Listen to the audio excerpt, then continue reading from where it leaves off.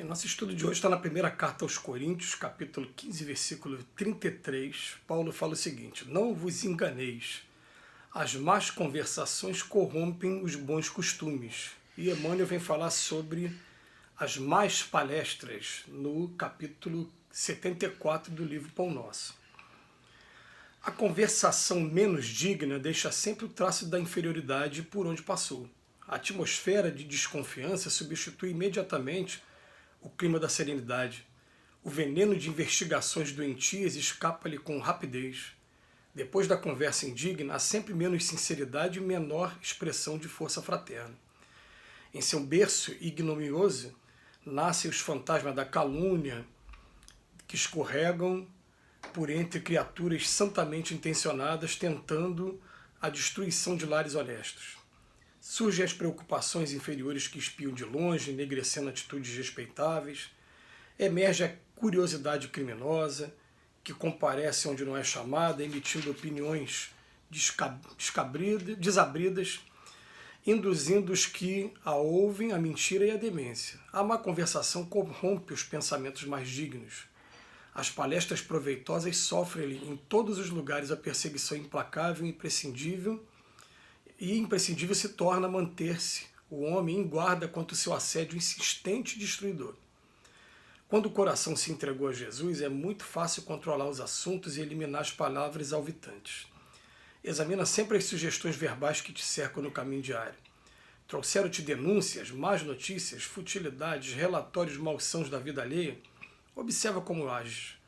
Em todas as ocasiões há recurso para retificares amorosamente, porquanto podes renovar todo esse material em Jesus Cristo. Parece que esse é um problema de todos os tempos. Se intensifica quando a gente vive momentos de crise como esse que nós estamos vivendo. Nós estamos vivendo um momento ainda de pandemia, mas que está sendo agravado pela crise econômica que está pegando o nosso país cada vez mais. Então, parece que em todos os ciclos, todos os lugares que você vai, para conversar, o assunto dominante acaba sendo esse. Acaba sendo pessoas doentes, pessoas que estão morrendo, pessoas que já desencarnaram, a crise do país, como é que vai ficar o futuro político do país, e muitas das vezes também a questão de policiamento de cada um, né? O que o Emmanuel falando aqui, assuntos que vêm trazendo calúnia, que pode ter destruição de família, informações sobre a conduta, a vida de outras pessoas, e que não são as melhores informações, enfim. Emmanuel vem chamar a atenção para a gente das más palestras. E é interessante a gente observar isso. Essa primeira frase do estudo de hoje, a conversação menos digna, ela sempre deixa o traço da inferioridade por onde passou. Sempre deixa um traço de inferioridade. Aí ele coloca aqui ó, ele vem trazendo várias situações que podem acontecer. A atmosfera de desconfiança que vai substituir a serenidade rapidamente. Então você não tinha posição nenhuma, visão nenhuma, de repente alguém traz uma informação e você passa a ficar mais desconfiado. É dessa maneira, e você começa a mudar o seu comportamento. Depois ele fala, o veneno de investigações doentias espalha-se com rapidez. Quando é para uma coisa ruim, né, gente, parece que a coisa espalha.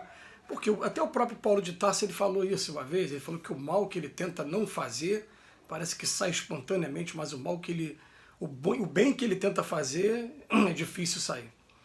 É muito difícil fazer o bem e o mal sai com mais facilidade, né? É isso que ele quis dizer pra gente. E é claro que num ambiente coletivo isso vai ser uma regra maior entre nós homens. Mas ele vem chamar a atenção pra gente, da gente estar sempre tendo assim, uma habilidade de desviar das conversas que não são, né, agradáveis, e ao mesmo tempo tentar também, que a gente consegue, eu usar a palavra tentar, porque muitas vezes a gente não consegue modificar, né? Mas estou falando tentar modificar o rumo da prosa da conversa também.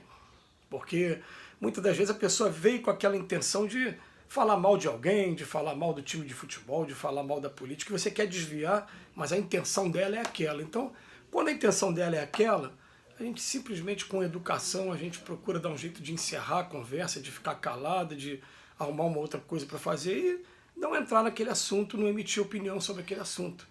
Mas eu estou falando que muitas das vezes a gente vai encontrar as pessoas também doentes, né, com tudo que está acontecendo nesse momento.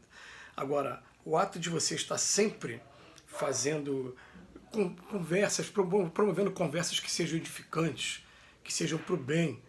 Eu parei para conversar com um amigo recentemente, né, sobre política, porque ele fala muito de política. Eu simplesmente falei para ele, cara, você percebeu que de um tempo para cá, não é você só não, o país todo ficou muito agressivo para falar sobre esse tema, e a palavra mínima que se utiliza para quem pensa diferente é imbecil. Chamo o outro de imbecil porque pensa diferente. Né? Tá aquela polarização, né, para dois polos, a gente sabe muito bem do que eu estou falando, né? Então quem gosta do presidente atual fala mal do presidente antigo. Quem gosta do presidente antigo fala mal do presidente atual e de quem o apoia. Então eu chamei ele e falei, meu amigo, olha só, você já percebeu que você tem bagagem e conhecimento bastante para ajudar essa juventude toda que chega pedindo opinião? Eles estão sedentos de informações, então para conversar com você, você vai ter muita bagagem para poder estar passando para eles, mas se você deixar que esse fel ainda fique saindo das suas palavras, você vai perder cada vez mais essa oportunidade, porque os próprios jovens eles percebem, não se sentem agradáveis com esse tipo de conversa. Então a gente tem que começar a pensar assim, peraí, vamos todo dia, final do dia, vamos parar para pensar quais foram os assuntos que eu conversei hoje durante o dia. Qual foi o assunto? E dentro desses assuntos, o que foi proveitoso? O que trouxe alguma coisa de edificante, trouxe alguma coisa de bom?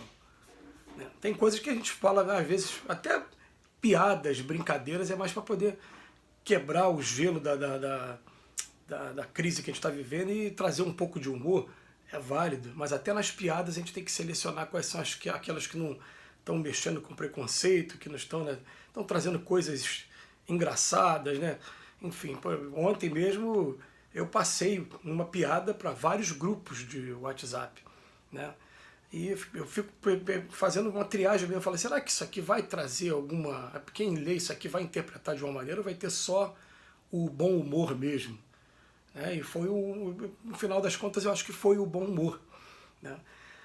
E depois ainda fiquei questionando mesmo, será que valeu a pena eu ter passado essa piada?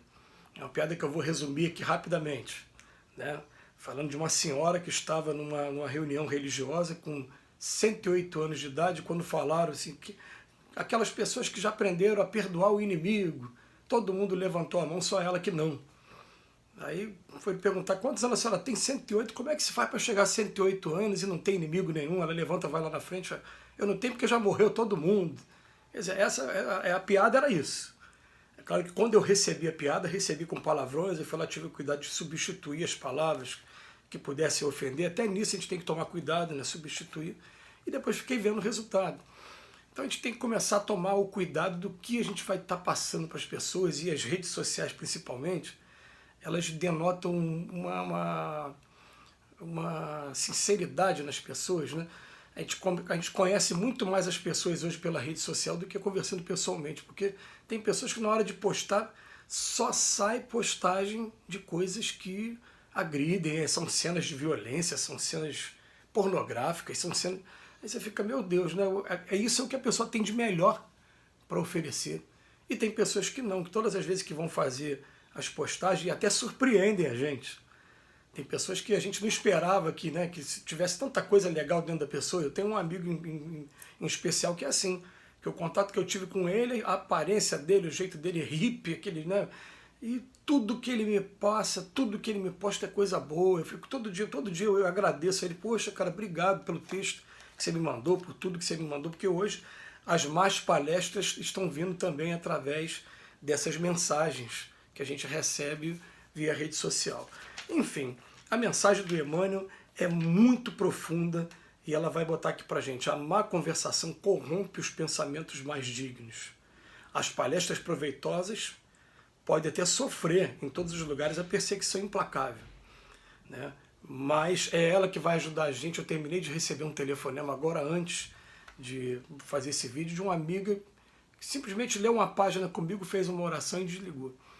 Eu agradeci a ela, mandei um beijo e falei, é esse aí que é o espírito do serviço mesmo. Que Jesus nos abençoe hoje e sempre.